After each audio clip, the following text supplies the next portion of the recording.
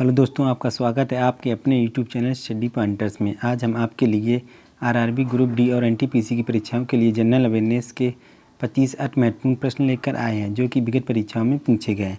अगर वीडियो पसंद आए तो वीडियो को ज़्यादा से ज़्यादा लाइक शेयर कमेंट करें और चैनल को सब्सक्राइब करना ना भूलें। चलिए वीडियो को शुरू करते हैं। देखते हैं क्वेश्चन नंबर 1, भारत की सिलिकॉन वैली कहाँ स्थित है। यहाँ पर 4 ऑप्शन दिए गए हैं।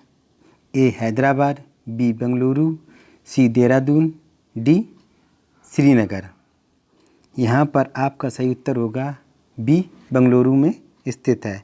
बात की जाए साइलेंट वैली की तो साइलेंट वैली केरल में स्थित है। आपको ये भी याद रखना है। चलिए अगले क्वेश्चन की ओर। क्वेश्चन नंबर 2, हीरे का सबसे बड़ा व्यापार केंद्र किस देश में स्थित है। यहाँ पर 4 ऑप्शन दिए गए हैं। ए भारत, बी अमेरिका, सी बेल्जियम, डी फ्रांस। यहाँ पर आपका राइट आंसर होगा सी बेल्जियम में स्थित है। चलिए अगले क्वेश्चन की ओर। क्वेश्चन नंबर 3, पानीपत की प्रथम लड़ाई किस वर्ष लड़ी गई थी।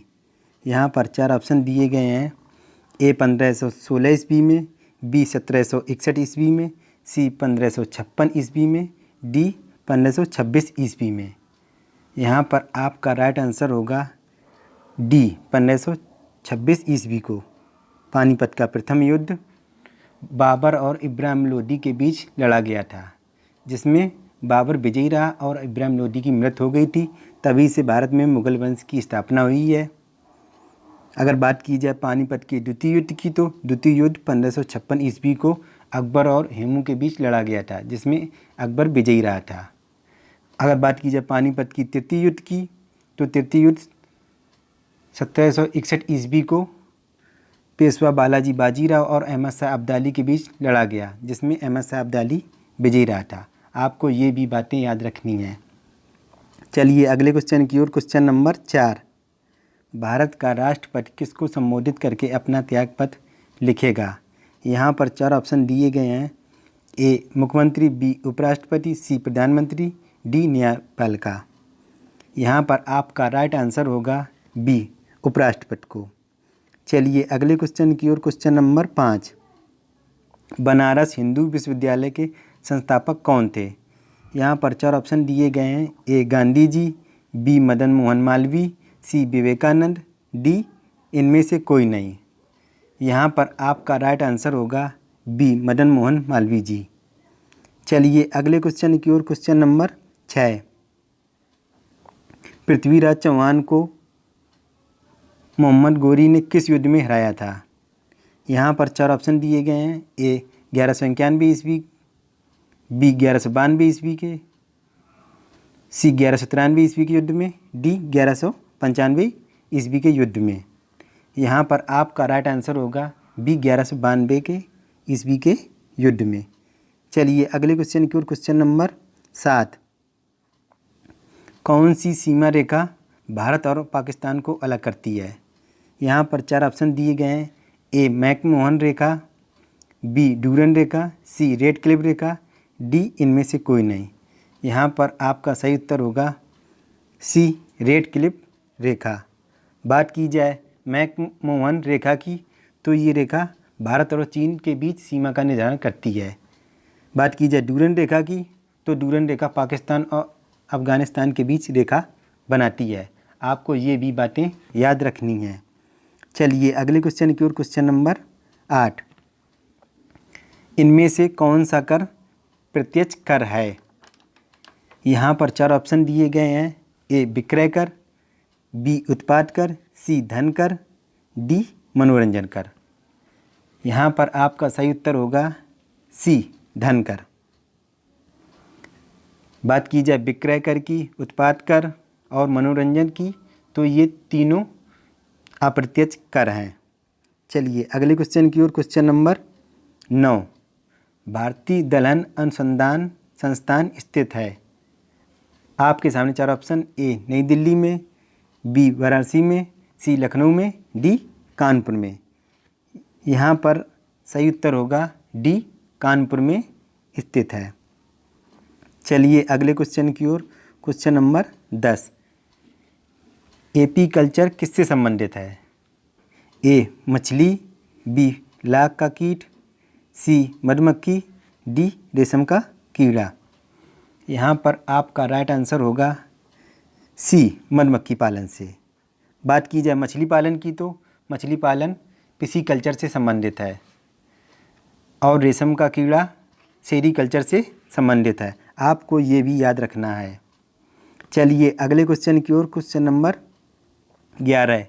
बास्केटबॉल खेल में कितने खिलाड़ियों से एक टीम बनती है? यहाँ पर 4 ऑप्शन दिए गए हैं। ए 8, बी 5, सी 9, डी 11। यहाँ पर आपका राइट आंसर होगा बी 5 खिलाड़ियों से।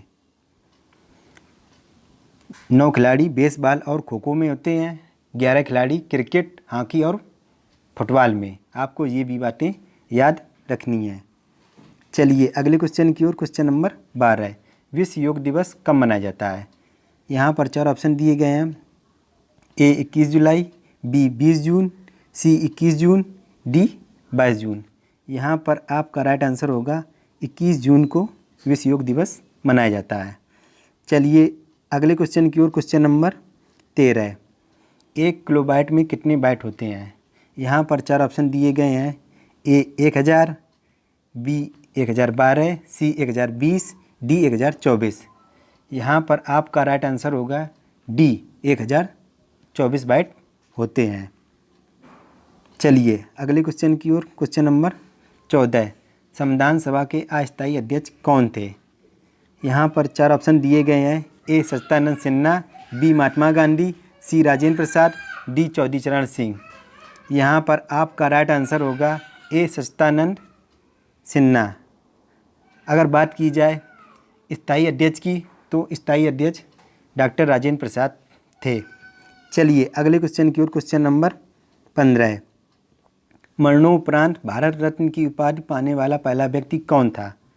यहाँ पर 4 ऑप्शन दिए गए हैं। ए राजेंद्र प्रसाद, बी लाल बहादुर शास्त्री, सी महात्मा गांधी, डी जवाहरलाल नेहरू। यहाँ पर आपका राइट आंसर होगा बी लाल बहादुर शास्त्री। लाल बहादुर शास्त्री भारत के दूसरे प्रधानमंत्री थे। वर्तमान में बात की जाए तो वर्तमान में नरेंद्र मोदी हैं। चलिए अगले क्वेश्चन की ओर। Question number 16। इनमें से कौन सबसे बड़ा स्टेडियम है? यहाँ पर 4 ऑप्शन दिए गए हैं। A Wankhede, B Firozshah Kotla, C Green Park, D Eden Gardens. यहाँ पर आपका राइट आंसर होगा डी ईडन गार्डन्स, जो कोलकाता में स्थित है। बात की जाए वानखेड़े स्टेडियम की तो वानखेड़े स्टेडियम मुंबई में स्थित है और फिरोजशाह कोटला मैदान दिल्ली में स्थित है और ग्रीन पार्क कानपुर में स्थित है। आपको ये भी बातें याद रखनी है। चलिए अगले क्वेश्चन की ओर। Question number 17। पुस्तक एग्जाम वॉरियर्स किसने लिखी है? यहाँ पर 4 ऑप्शन दिए गए हैं। एस राधाकृष्णन, बी अरुण जेटली, सी नरेंद्र मोदी, डी प्रणब मुखर्जी। यहाँ पर आपका राइट आंसर होगा सी नरेंद्र मोदी। चलिए अगले क्वेश्चन की ओर। Question number 18। निम्न में से कौन सा तना है? यहाँ पर 4 ऑप्शन दिए गए हैं। ए सलजम, बी गाजर, सी शकरकंद, डी अदरक। यहाँ पर आपका राइट आंसर होगा डी अदरक। बात की जाए सलजम, गाजर और शकरकंद की तो ये सभी जड़ें हैं। चलिए अगले क्वेश्चन की ओर। Question number 19। द्वितीय महायुद्ध कब समाप्त हुआ? यहाँ पर 4 ऑप्शन दिए गए हैं। ए 1937, बी 1918, सी 1946, डी 1945। आपका यहाँ पर राइट आंसर होगा डी 1945 को द्वितीय महायुद्ध समाप्त हुआ था।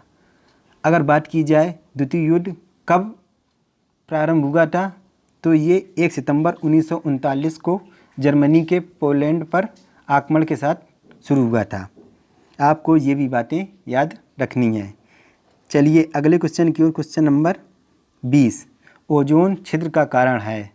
यहाँ पर 4 ऑप्शन दिए गए हैं। Acetylene, B methane, C chlorofluorocarbon, D ethane. यहाँ पर आपका राइट आंसर होगा सी क्लोरोफ्लोरोकार्बन। चलिए अगले क्वेश्चन की ओर। Question number 21। ध्वनि का वेग अधिकतम होगा? आपके सामने 4 ऑप्शन, ए निर्वात में, बी वायु में, सी जल में, डी इस्पात में। यहाँ पर आपका राइट आंसर होगा डी इस्पात में। चलिए अगले क्वेश्चन की ओर। Question number 22। सदाबहार वर्षा वन पाए जाते हैं? आपके सामने 4 ऑप्शन, ए ऑस्ट्रेलिया में, बी ब्राज़ील में, सी फ्रांस में, डी कनाडा में। आपका राइट आंसर होगा बी ब्राज़ील में पाए जाते हैं। चलिए अगले क्वेश्चन की ओर। Question number 23। अंतर्राष्ट्रीय मानव एकता दिवस कब मनाया जाता है? यहाँ पर 4 ऑप्शन दिए गए हैं, ए 15 दिसंबर, बी 22 दिसंबर, सी 21 दिसंबर, डी 20 दिसंबर। आपका यहाँ पर सही उत्तर होगा डी 20 दिसंबर को मनाया जाता है। चलिए अगले क्वेश्चन की ओर। Question number 24। भारत में सबसे कम वर्षा वाला स्थान है? यहाँ पर 4 ऑप्शन दिए गए हैं, ए लेह, बी बीकानेर, सी जैसलमेर, डी चेरापूंजी। यहाँ पर आपका राइट आंसर होगा ए लेह में। लेह है जो 31 अक्टूबर 2019 से लेह के केंद्र शासित प्रदेश लद्दाख में स्थित है।